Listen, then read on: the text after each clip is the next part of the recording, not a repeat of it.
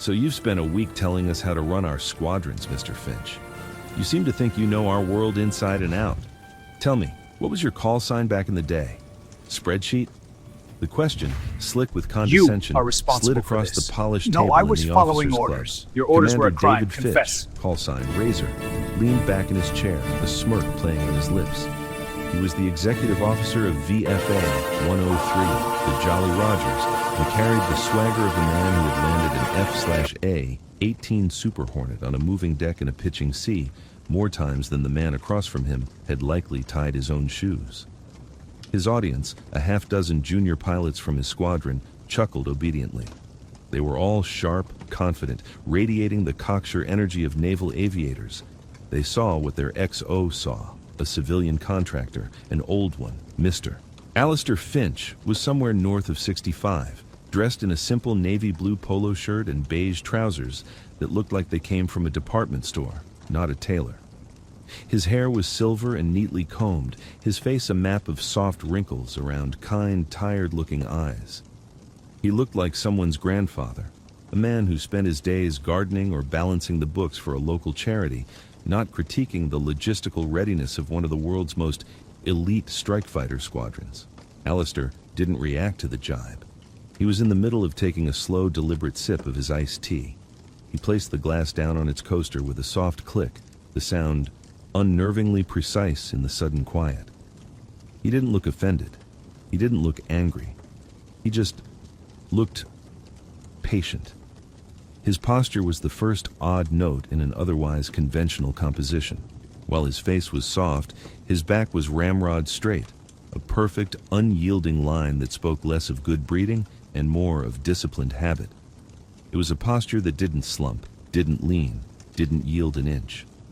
Across the table, Lieutenant Ava Rostova, the squadron's intelligence officer, noticed. She had been watching the old man all through lunch. She was trained to see things others missed, to find the pattern in the noise. And Mr. Finch was all noise, a dissonant chord of contradictions. His hands resting on the table were weathered and laced with faint silvery scars across the knuckles, not the soft, manicured hands of a lifelong consultant. His eyes, which seemed tired at first glance, were anything but. They didn't just look, they scanned. When a waiter dropped a tray in the far corner of the dining room, the junior pilots had flinched or laughed. Alistair's head hadn't even turned, but Rostova saw his gaze flick to the nearest exit, register the event, and dismiss it as a non-threat, all in the space of a heartbeat. It was an unconscious, deeply ingrained habit. The habit of a man for whom crowded rooms were not places of leisure, but tactical problems to be solved. "I was never a pilot, Commander," Alistair said, his voice calm and even, a low baritone that carried no hint of defensiveness. It was a simple statement of fact. "My work has always been on the ground, analyzing the consequences of what happens up there." He gestured vaguely towards the ceiling, a subtle nod to the sky that was Fitch's domain. Fitch's smirk widened. He saw it as a concession, a retreat. "Exactly, on the ground. So you'll forgive me if I find it a little rich that your firm, sitting in a climate-controlled office 1,000 miles from any ocean, sends you down here to tell me that my squadron's part-sourcing protocols are suboptimal. I live and breathe this, Mr. Finch. My pilots' lives depend on the decisions I make, not on some algorithm you've cooked up." The junior pilots nodded, their expressions mirroring their XO's certainty. They were a tribe, a brotherhood of the sky, and this old man was an outsider questioning their scripture. They trusted Razor Fitch with their lives. His word was gospel. If he said the contractor was full of it, then he was full of it. The report Alistair had presented that morning had been damning. It highlighted a dozen small, seemingly insignificant inefficiencies in the squadron's supply chain. A reliance on a single-source supplier for a specific hydraulic gasket, a lag in an ordering system for cockpit display components, a failure to stockpile certain consumables ahead of a deployment cycle. To Fitch, it was nitpicking, annoying bureaucracy. To Alistair, it was a series of dominoes, lined up and waiting for the first one to be tapped. He had tried to explain it in terms of cascade failure potential, but the pilot's eyes had glazed over. They understood thrust and drag, angles of attack and G-forces, not the mundane lethality of a missing O-ring. The algorithm, as you call it, is based on 30 years of incident reports from every branch of the service, Commander, Alistair explained, his tone still perfectly level. It identifies patterns. A single grounded aircraft in Rota due to a missing part might seem minor, but the data shows that 3 such instances in 6 months correlate with a 12% increase in major mishaps during the subsequent operational cruise. It's about probabilities. My job is to show you the math before it becomes a eulogy. The word eulogy hung in the air, cold and heavy. The pilot's easy smiles tightened. It was a line they didn't like to cross. Fitch's jaw clenched. The old man wasn't backing down. He was doubling down, cloaking his critique in the somber language of their own worst fears. It felt like a low blow. "We're the Jolly Rogers," Fitch shot back, his voice rising slightly. "We have the highest readiness scores in the entire air wing. We don't have mishaps. We're the best. And we don't need some civilian analyst telling us how to do our jobs, especially one who's never even strapped into a cockpit." He leaned forward, planting his elbows on the table, his physical presence dominating the space. He was going to end this, humiliate the man so thoroughly that his report would be buried before the day was out. "So let's go back to my question. You operated in our world, you claim. You move like you've had training. You watch a room like you're expecting trouble. Every operator I've ever known, pilot or not, has a name, a call sign, given to them for a reason. So what was yours? What did they call you, Mr. Finch?" The challenge was direct, a glove thrown down. It was a demand for credentials, for a sign of belonging to the world he claimed to understand. In the culture of naval aviation, a call sign was everything. It was a biography, a joke, a scar, a badge of honor, all rolled into one. It was earned, never chosen. To not have one was to be an outsider. To have a lame one was to be an object of ridicule. Fitch was betting on one of the two. He expected a flustered non-answer or some embarrassing dusty moniker from a long-forgotten desk job. Alistair met his gaze. The air in the room grew thick and still. The clatter of cutlery from other tables seemed to fade into a distant hum. Lieutenant Rostova held her breath. She watched Alistair's eyes. They weren't tired anymore. They were ancient. They held a stillness that was profoundly unnerving, the placid surface of a deep, cold ocean. He took one more slow, controlled breath, the kind a marksman takes before squeezing the trigger. It was a breath that centered him, purged all emotion, leaving only focus. He didn't seem to be searching for a memory. He seemed to be deciding whether these men had earned the right to hear the name, deciding whether the moment required it. After a silence that stretched for an eternity, he spoke. His voice was no louder than before, but it cut through the room like a shard of ice. "They didn't give me a call sign, Commander," he said softly. "They gave me a designation." He paused, letting the distinction settle. It was Iron Viper. The name landed on the table with no weight at all. For a second, nothing happened. The junior pilots looked at each other, confused. "Iron Viper?" one of them whispered, a hint of a snicker in his voice. It sounded theatrical, like something from a video game. Commander Fitch let out a short, derisive laugh. "Iron Viper? Seriously? What is that? Some kind of covert accounting unit?" He was about to launch into another tirade to mock the absurdly dramatic name when he saw Lieutenant Rostova's face. She had gone completely, utterly pale. Her fork had slipped from her fingers and clattered onto her plate, but she didn't seem to notice. Her eyes were wide, fixed on Alistair, with an expression of pure, unadulterated shock. It was more than shock. It was awe, and it was fear. A deep, professional reverence that bordered on terror. Fitch's laughter died in his throat. "Rostova, what is it?" he demanded. She didn't look at him. She couldn't tear her gaze away from the old man. "Iron Viper," she breathed, her voice a reedy whisper. "Sir, that wasn't a pilot's call sign. It wasn't a unit."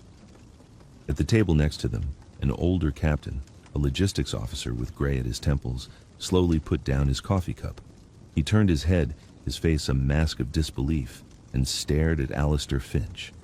The entire posture of the room was shifting, the focus of gravity moving from the decorated commander to the quiet old man in the polo shirt.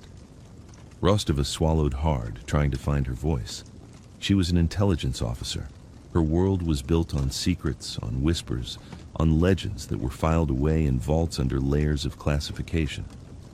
She had encountered the name once during a specialized seminar at the Naval War College on black operations and deniable assets during the late Cold War. It was a historical footnote, a ghost story told to teach a lesson about the kind of tools a nation will forge when it is pushed to the edge. Iron Viper wasn't a person's name in a file, Commander, she said, her voice gaining a sliver of strength. It was a program, a contingency. It was a single asset designation for a Tier 1 operator who existed so far off the books he didn't officially exist at all.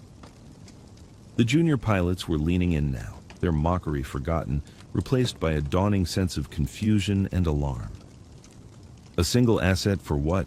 Fitch asked, his own voice now stripped of its earlier arrogance. Rostova finally looked at him, her eyes dark with the weight of what she was saying. For when things went wrong in places we were never supposed to be. For when a pilot was shot down over a border we hadn't crossed. For when a friendly asset needed to be extracted from a capital city where we had no diplomatic presence. Or for when an enemy capability needed to be neutralized before it could ever be deployed. She took a breath. The instructors at the War College called him a mythical creature. They said he was the operator other Tier 1 operators told stories about. He wasn't sent to fight armies. He was sent to solve problems the size of armies. Quietly, alone. A silence descended, so profound it felt like a physical pressure. The old captain at the next table slowly, deliberately stood up. He was a full bird captain, outranking Fitch by 2 pay grades. He looked at Alistair, not with shock, but with a kind of dawning, horrified recognition, as if he was seeing a ghost from a story his own father might have told him. Fitch felt the blood drain from his face. He looked at Alistair Finch again, but he wasn't seeing a soft old man anymore. He was seeing the straight spine, the scarred knuckles, the scanning eyes, the controlled breathing, and it all snapped into a terrifyingly clear focus. This wasn't an accountant. This was a weapon that had been put back on the shelf, its edges softened by time, but its core integrity still absolute. The logistics report, the one he had dismissed as bureaucratic nitpicking, suddenly took on a new light. It wasn't an academic exercise. It was a threat assessment. A man who had spent his life dealing with the ultimate consequences of failure was looking at Fitch's squadron and seeing the tiny cracks that could lead to a catastrophic break. He wasn't critiquing Fitch's leadership. He was trying to save his pilots' lives with the only tools he had left: data, experience, and a quiet, persistent warning. The arrogance that had fueled Fitch all morning curdled into a thick, sickening wave of shame. He had stood on the shoulders of giants to touch the sky, and he had just spent his lunch mocking one of them for not having wings. Fitch pushed his chair back, the sound scraping loudly in the tomb-like quiet. He stood up, his posture stiff and formal. He was no longer the hotshot XO in front of his adoring acolytes. He was a commander in the United States Navy, in the presence of a living legend. He brought his heels together. "Mr. Finch," he began, his voice tight with humility. He stopped, cleared his throat. "Sir, I apologize. My conduct was unprofessional and disrespectful. There is no excuse." The junior pilots watched, stunned into silence, their world tilting on its axis. They saw their leader, their razor, the man they thought was invincible, standing at attention and apologizing to the quiet old man.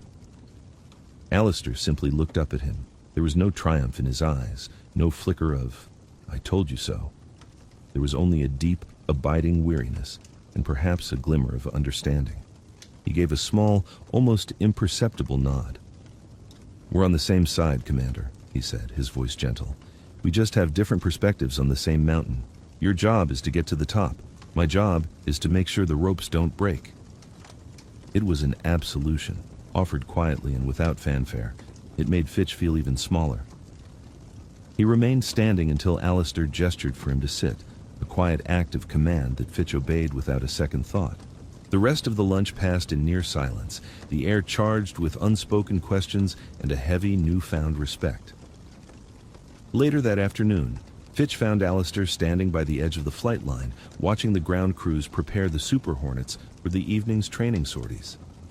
The setting sun cast long shadows across the tarmac, and the air smelled of salt and jet fuel. Alistair stood with his hands clasped behind his back, his posture as straight as ever, a solitary, still figure against the organized chaos of the flight deck. Fitch approached cautiously, his flight suit feeling like a costume. "Sir?" he said, his voice quiet. Alistair turned his head slightly, acknowledging him. "Commander." "I read your report again," Fitch said, standing beside him. "The whole thing. I saw what you were talking about. The hydraulic gasket. We had a bird grounded for that same part in Fallon last month. I wrote it off as a fluke." Alistair nodded, his eyes on a young crew chief meticulously checking the landing gear of a nearby jet. "There are no flukes, Commander. Only patterns you haven't recognized yet. That crew chief," he gestured with his chin, "he's not just checking a box on a list. He's looking for the hairline fracture that isn't there yet. He's looking for the future. That's all I was trying to do in that report." Fitch was silent for a long moment, watching the controlled, purposeful dance of the ground crews. "Those stories about Iron Viper," he finally asked, his voice barely a whisper. "Are they true?" Alistair turned to face him fully. The setting sun caught the wrinkles around his eyes, and for the first time, Fitch saw not just age, but an immense, soul-crushing weight of history. "Some of them," Alistair said quietly. "The real stories are always quieter. They're about waiting and listening and knowing the precise cost of a single cheap counterfeit bolt. They're about the men who don't come home because of something that broke 1,000 miles away, a month before they even climbed into the cockpit." He looked Fitch directly in the eye. "You have good men, Commander. They trust you. That's the most sacred thing in the world. Don't let them down for the sake of pride." It wasn't a threat or a warning. It was a plea, a piece of wisdom passed from one generation of warrior to another. Fitch simply nodded, the word "sir" catching in his throat. He understood. The man named Iron Viper hadn't come to criticize his squadron. He had come to guard it. And from that day forward, Commander David Razor Fitch listened. He listened to the quiet old man, and his squadron became not just the best, but the safest in the entire United States Navy.